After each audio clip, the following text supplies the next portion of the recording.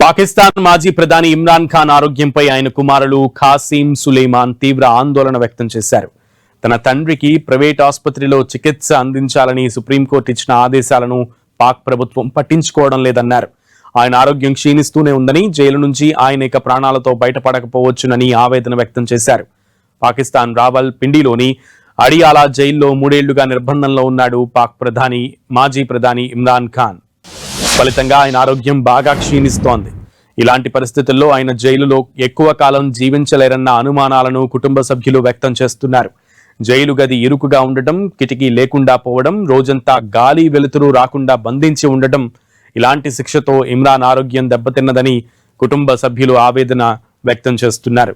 రోజంతా ఇమ్రాన్ ఖాన్ అదే గదిలో ఉంటున్నాడు. గత అక్టోబర్లో కంటి చూపు మందగించిందని, అప్పుడు కూడా 3 నెలల పాటు చుక్కల మందు ఇచ్చారని, ఫిబ్రవరిలో పరీక్షలు చేయగా కుడి కంటి చూపు దాదాపుగా మందగించిందని వైద్యులు తెలిపారన్న విషయాన్ని కుటుంబ సభ్యులు తెలుపుతున్నారు. తన తండ్రిని సంప్రదించడం తమకు అస్సలు వీలు కావడం లేదని మరో కుమారుడు సులేమాన్ మీడియాకు వెల్లడించారు.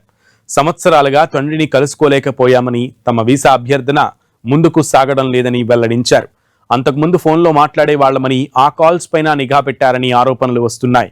గత 6 నెలల్లో తాము ఒక్కసారి కూడా ఫోన్ మాట్లాడలేకపోయామని వాపోయారు.